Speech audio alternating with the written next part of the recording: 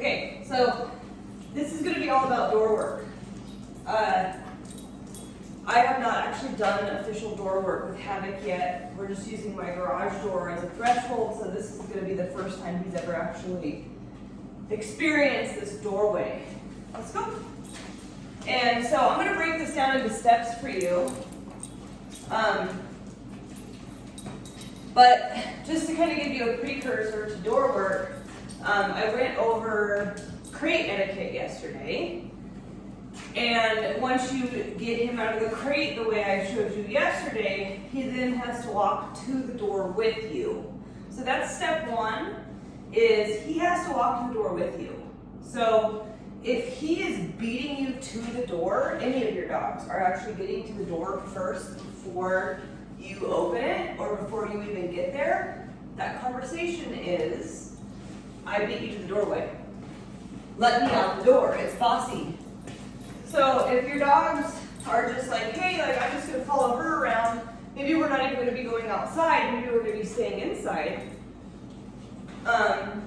that's going to prevent your dogs from getting into this. When I get out of my crate, I'm now bossy. I'm now going to boss her and tell her it's time for me to go outside. So you walk to the door with them when he's tired, because I just got done working him outside. Then you're going to sit him at the door. Sit. Right? So they walk with you to the door. Step one. Step two, you sit them at the door. Let's go. Every single time he breaks one of the steps, so maybe he's not compliant, sitting and waiting for the next step at the door, I'm going to do a 360 turn of some sort to reset his brain. So there's a couple different options to reset his brain, but basically I need to make sure, let's go, I'm moving backwards if I'm not getting what I need from him. Sit. So even if you're trying to walk him to the door and he's just acting like a dingus because you just got him his crate and he doesn't want to walk with you to the door, it is your job to make sure you're not moving forward until he's being compliant. So that's a really good piece of information. Forward movement is a reward. So if you're in a hurry, let's go.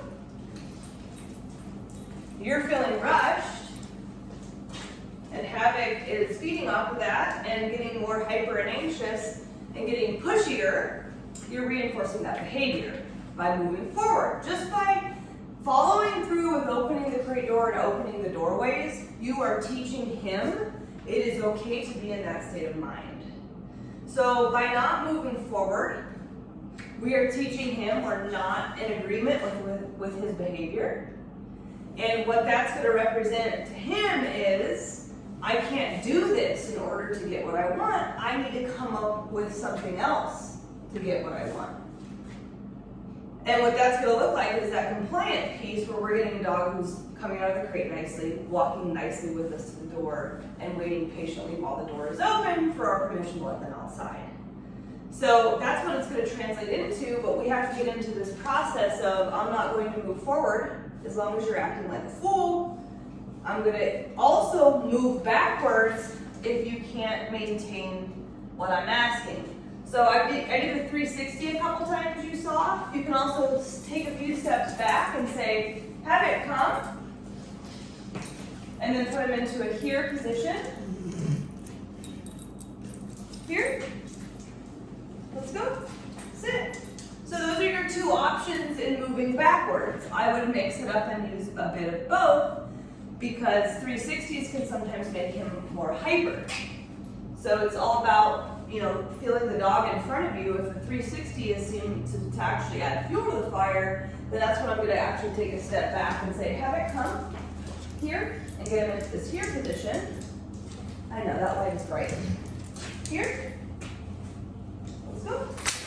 And then start over. Sit. Good. Okay?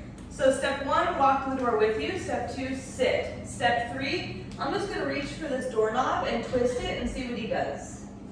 I like to pause in the middle of each step. There needs to be this kind of moment of pause. because that's going to allow me to see what type of choice the dog is making. So by twisting the handle and opening the door slightly, I am giving him a chance to process that and make sure that he's not getting hyper and wild and explosive from just that process of twisting the doorknob alone. He's a very anticipatory dog, and he understands that these gate latches and doorknobs and stuff are how he can access the outside world. So he can sometimes get very pushy even just by putting your hand on something that represents forward movement. Yeah, I'm talking to the camera. So after I twist the doorknob and just kind of see what kind of response he gets, now I'm going to open the door and see what he does with that information. Wow, I'm actually really impressed. So typically what he would do is explode out the door. Like door open actually represents go, and I don't want that.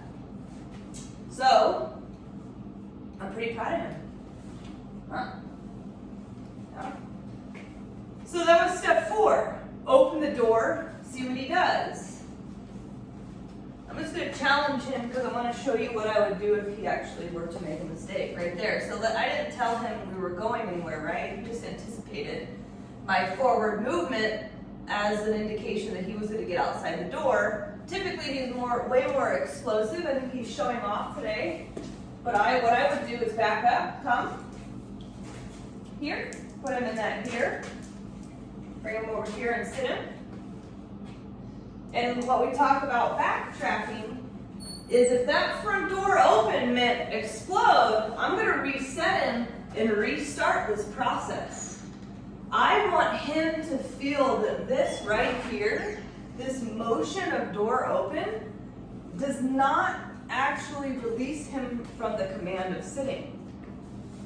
This is a common issue that people experience in their home, is that door open means go, right? We're always training our dogs. Every single minute of the day we're training our dogs. So whether we're training them to do what we want, or they're training themselves to learn what they want, they're being trained.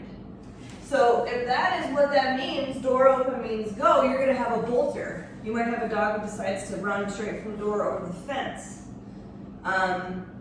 You might have a dog that's going to be running right out the door and then fence fighting with a neighbor dog.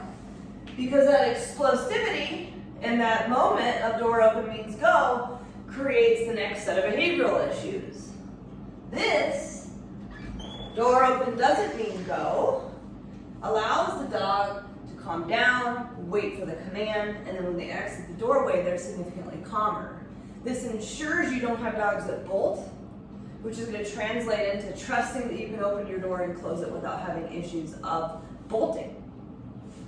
So I'm a huge, huge advocate for teaching your dog door open doesn't mean go. And again, every single time they make a mistake in one of these steps, I need to move backwards. So if I need to close this door and start again, it's way more important than taking my dog outside and rushing to potty them, because I first need to teach that brain how to maintain some sort of control even though that door is open. Okay? So step 5 is going to be eye contact. And when I receive that eye contact, that's how he's going to get permission to go out the door. And Havoc has a really hard time with eye contact. Havoc doesn't have a very high pack drive. So his incentive for making a connection with a human before going out where all the pre-drive smells are, and sights and sounds, is low. But we need that connection of eye contact to teach the dog that making a connection with the handler is how you get out the door, and you need to create a check-in with your handler in order to get that permission to go out the door. Now with Havoc, if I kind of get this, like, what he's doing right now is like, this activity is not really interesting to me, I don't really feel like doing this. And so if I get this kind of like, ugh, I don't want to look at you mentality, I'm going to leave the door open, because he's graduated from this step, but I'm going to turn him, let's go, and see if that kind of resetting will get that connection that I'm looking for. And you'll notice that I'm standing off to the side as to not block him. This type of pressure I like to think of it as a pinball. So when I release this pressure, they shoot out. So you notice how I stand off to the side. So I'm going to stand off to the side and I'm just going to kind of wait for a connection from him. He's not giving me one. Let's go. So I'm going to turn him and see if I can reset him. Sit. Connection here. Good job, buddy. Let's go. So once they make that connection, we go to the next step, which is you're going to walk through the doorway with me. Now, a lot of people like to do this, sit, where they go outside, and they go, okay, and the dog goes, wah! And that's not what we're trying to create. What we're trying to create is a dog who normalizes door behavior. Doors don't mean Chuck E. Cheese. They don't have to be a party. We don't need to have a huge celebration every time we're going in another doorway. It should be simple.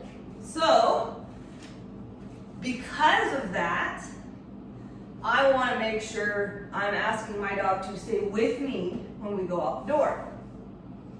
So I get that connection. Let's go. Oops. Sit. Get that connection here.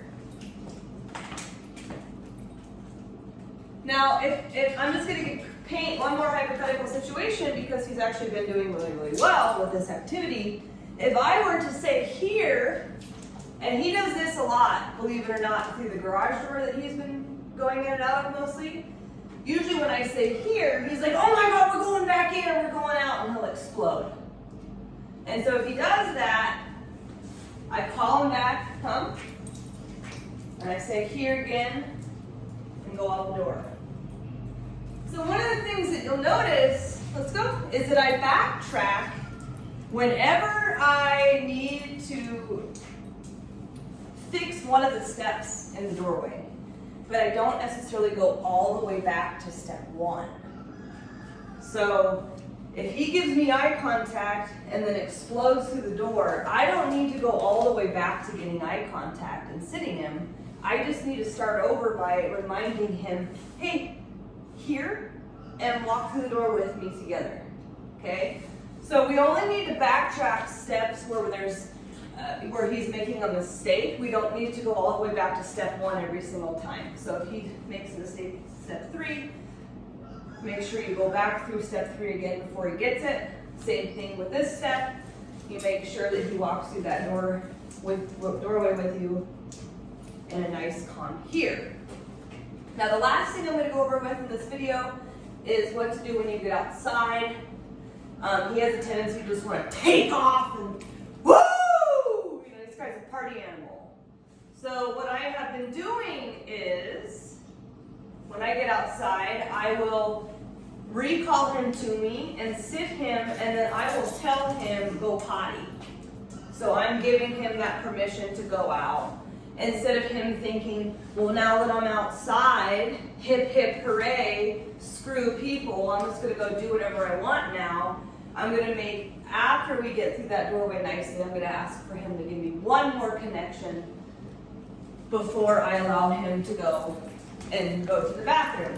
Now, Havoc needs to be on a leash for a long time while you're pottying him because he's a really hard dog and he doesn't make very good choices when he's left to his own devices. So you're going to actually have to be doing leash potties, let's go, in order to have success with the overall training. And yes, it's a pain in the ass. I completely understand that that's really hard. But this dog, hey, let's go. There we go. I'm going to backtrack this step because he tried to blow out in front of me. Here.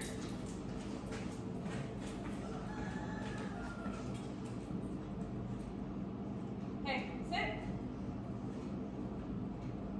Good. Go potty. So then I would say go potty. I'm not going to though because he's already gone pee and poop. So that wraps up our session. This dog doesn't make good choices and can actually become quite dangerous given his previous behavioral issues. So it's going to be really imperative that you potty this dog on a leash until he is off leash reliable and also is in general calming down and making better choices. But that's how your door work should look.